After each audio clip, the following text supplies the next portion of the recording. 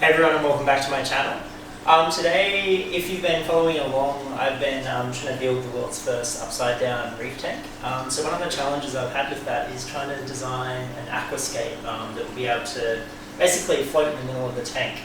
So today I've finally got all the parts I need to finish it off. So I'll make a quick video explaining how I built it, and yeah, follow along.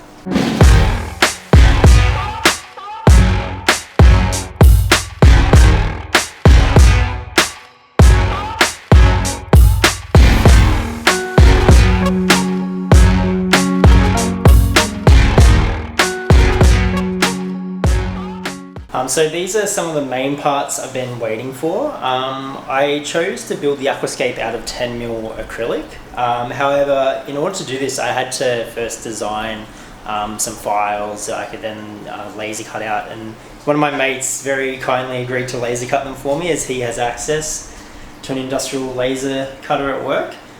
So today I'll be using different types of glue to bond or weld them together. And once I've built the aquascape, built the acrylic aquascape that holds it all together, I'll be able to then use some of this aquaforest rock. Unfortunately, they're quite beautiful pieces, but I'll be smashing it all up into smaller pieces so that they're not as heavy. But I've also got a special trick I'm going to use with this aquascape, which I'll show you later. As one of the main considerations, or one of the main issues I was having with it, was just the sheer amount of weight that it's going to hold up. So I think I've come up with an idea or a solution to this problem, but yeah, we'll see.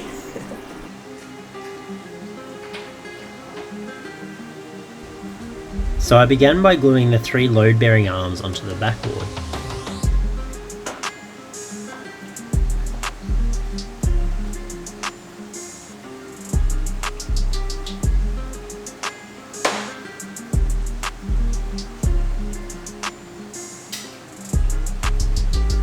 I've never done this type of acrylic work before, however it turned out to be relatively straightforward. I started by applying some Loctite 406 to one side of the acrylic and then bringing the 2 pieces together and applied pressure. The most important part is ensuring that both mating surfaces are flat and smooth, otherwise the bonds will not be strong enough.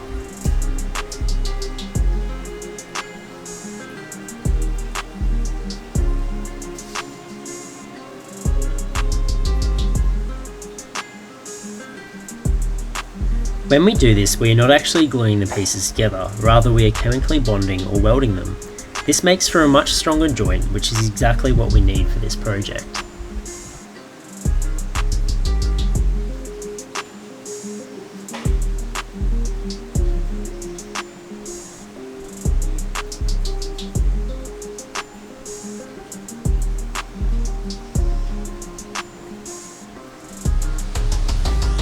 Next up, I bonded these mesh plates to the arms.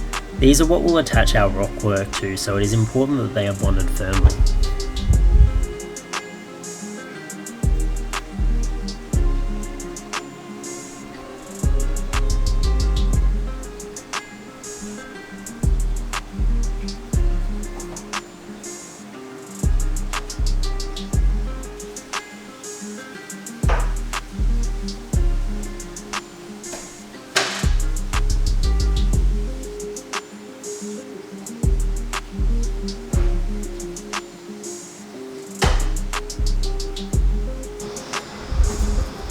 Next up, I had to break apart some of this beautiful aquaforest rock into smaller pieces that we can then glue to the acrylic.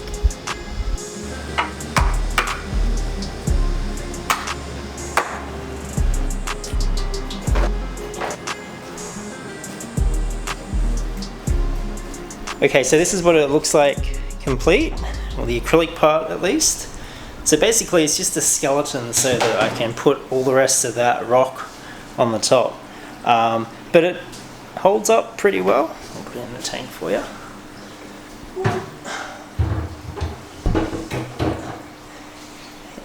So that's how it sits like that. I'm pretty happy with it. I tried to get it as center in the tank as possible. It's only going to be, the rock on the top is only going to be a few centimeters high, and same on the bottom. I'm hoping that the glue is strong enough to kind of keep the rock up, otherwise I might have to put some cable ties or something like that. But yeah, all in all, pretty happy with how it looks. It sits pretty flush.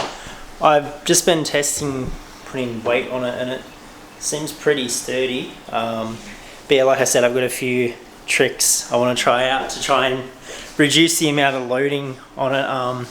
Yeah, because I'm just worried about, like, if it falls over, it's going to crack the whole bottom of the tank. So hopefully that's not the case. But now I'm going to just experiment with some of the different types of Aquaforest glue. I've used Stonefix before, it's pretty good, but I have not tried these, so I might just do a few little test pieces with the rock I've got to yeah, see which ones I prefer.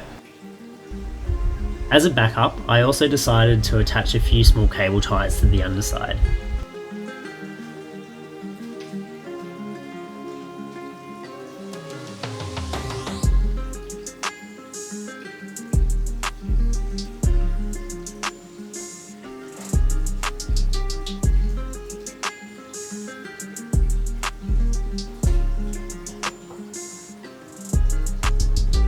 The silicone takes up to 72 hours to fully cure, so I had to glue the rocks on across multiple different days.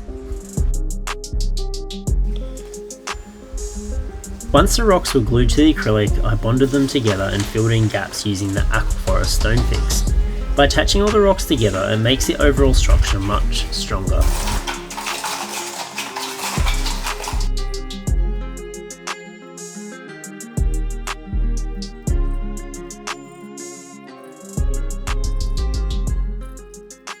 Okay guys, so finally it's finished. It took a fair bit longer to do than what I originally thought it would, mainly just because I wanted the silicone to be as dry as possible, just because you can see like how much rock is actually being held up by it. I was originally going to take the cable ties off, but I think I'll just keep them on there, as they don't really pose any threat to like the corals or anything. They shouldn't leach out any toxins, as I've had them in tanks before. Yeah, and they just provide a bit more structural integrity, but you can really see on the underside in here sort of how much rock. So I used a combination of silicone, super glue, and the Aquaforest Stonefix as well. The Stonefix is great. It dries super quick, which is really cool. And you can see I've just kind of like, look, to be honest, it looks like a bit of bird shit, but it does the job. And in a few months, you're not going to see any of the rock because it's just going to be absolutely covered in coral. And one of the main things I was worried about this was just the sheer weight of it as well. I weighed it just before I'd finished, and it was like 8 or 9 kilos, which is quite a lot of rock to be held up by just 10 mil acrylic. So one way I got around this was to incorporate little holes in the back and then put just water bottles in them.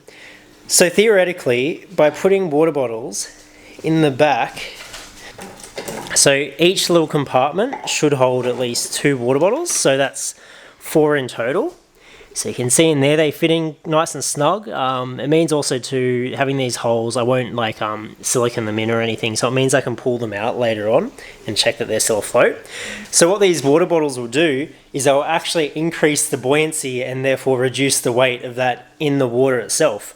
So I thought that was a pretty clever idea, to be honest, because I was trying to figure out ways how, I don't know, I could get like maybe a small acrylic rod and stand it up to help support it, but at the end of the day, I just wanted it to be a standalone sort of floating rockscape. But yeah, overall, I'm pretty happy with it. It looks like a heap of crap, to be honest. I could have done a bit of a better job with the siliconing and gluing, but I mean, I'm pretty happy with it considering I had to learn how to cut acrylic, or design it at least, glue it together, and then try and figure out one way to bond rock with acrylic. It's really difficult. Silicone, I know from all the research I did online, that's just the easiest, the best suited thing for it. But yeah, I'll chuck it in the tank. If it can stand up on its own in the tank, then I know it'll be safe to leave in there with water. As you all know, the weight of the rock will actually decrease once it's in water as well. Yeah, so I'll chuck it in there now for you.